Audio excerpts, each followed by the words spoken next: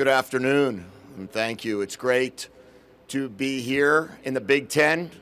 Washington football is ecstatic to being a part of this conference.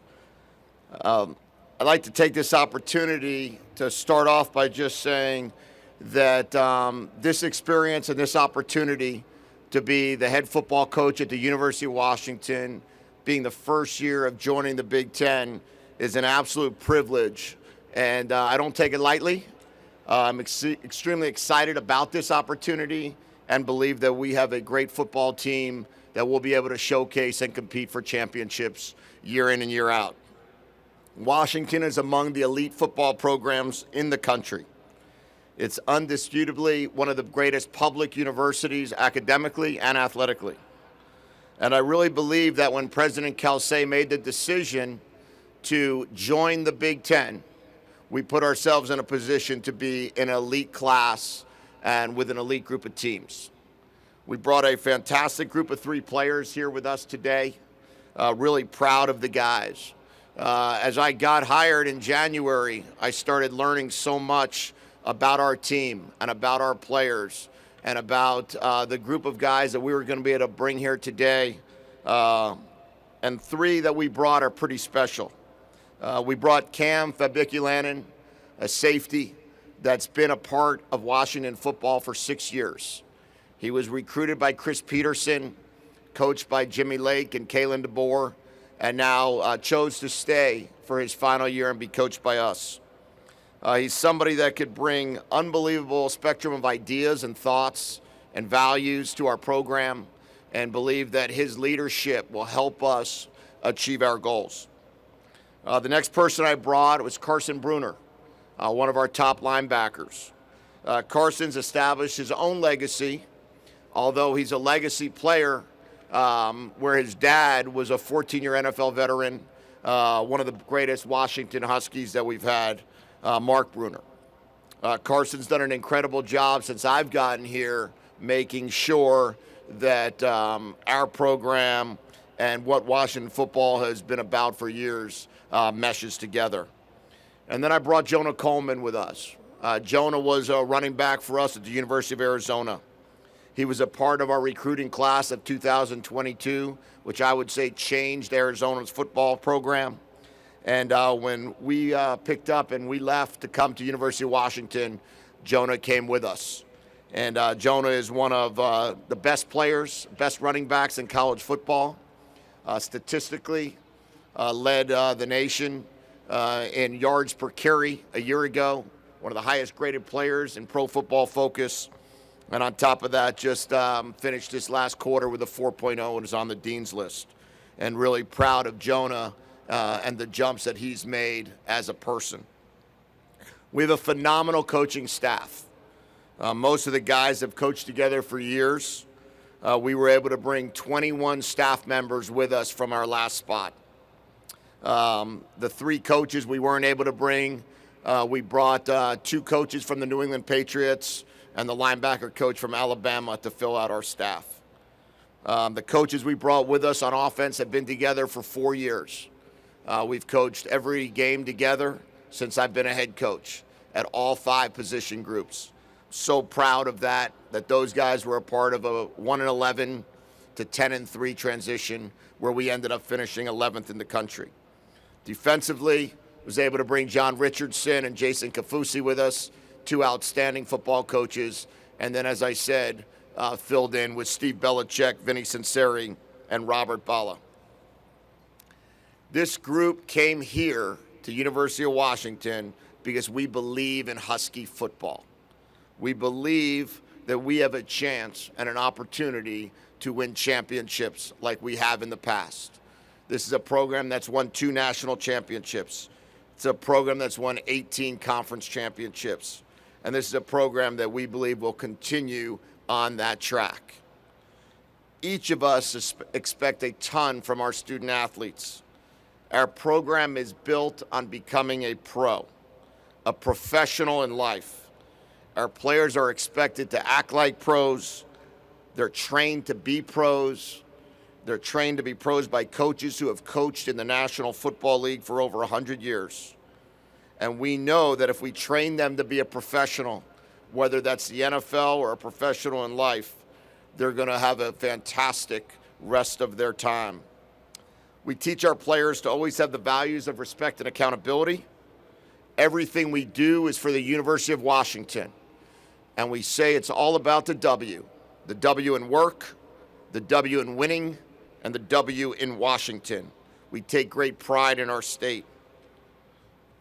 Washington football has beaten Oregon the last 3 times we've played. We've beaten Texas the last 2 times we've played. We've beaten USC the last 2 times we played. And we're coming off winning 25 of our last 28 games. We are proud to be Huskies. We are proud to be in the Big Ten Conference. And we feel really good about our future as the college football playoffs begin to take shape. We respect our past, but we are excited about the future. We have to build on all of that success with a brand new team, something that's never been done before in college football. We will have 46 new scholarship athletes on a team that compete in the national championship. We'll have an entire new coaching staff, an entire new training staff, an entire new strength staff, an entire new nutrition staff, and 21 of 22 new starters on August 31st. That has never been done before, and we're excited about that challenge. We have 4 players on our team that recorded 1 start. And we are now starting over, and it's a true reboot. But so is college football. It is a whole lot of new. Everything that we're dealing with now with revenue share and NIL, with all of the changes in the roster size, we believe it is the perfect time to rebrand and reboot. Washington football right now is in a very unique time, and we all must work to come together as Huskies.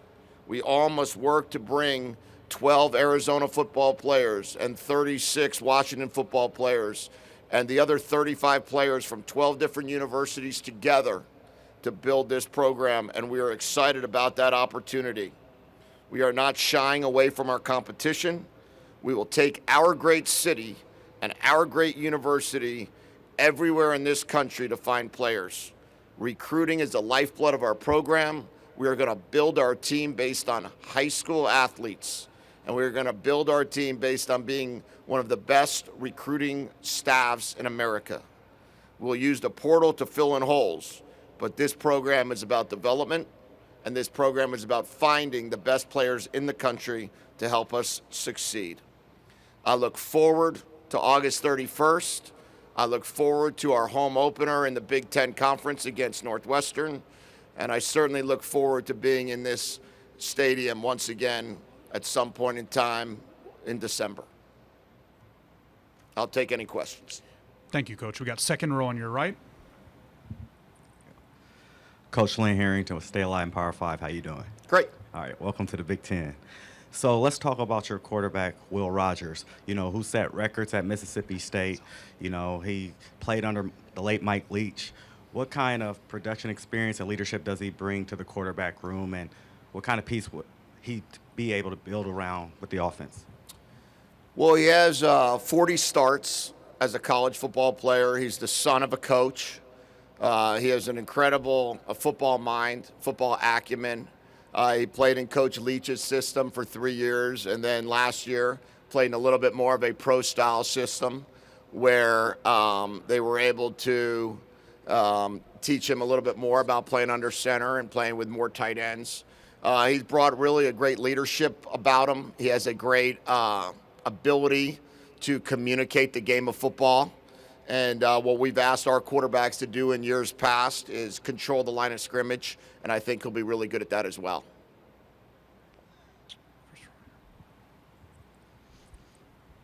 Over here, Heather Dinich with ESPN. Hello, Heather. Given the reboot and all of those eye-popping numbers you mentioned about the transition, what are realistic expectations for your team this year?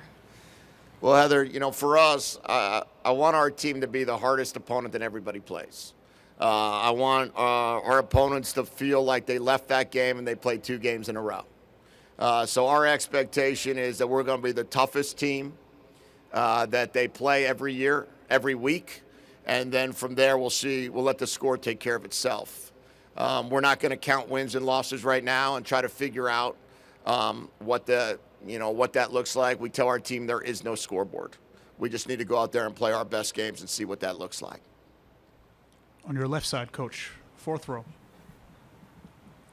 Hey, Coach. Nick Lemkow, last word on college football. Could you talk about some of the challenges in implementing a culture at Washington in a short period of time, and maybe how your staff has overcome those this spring and summer?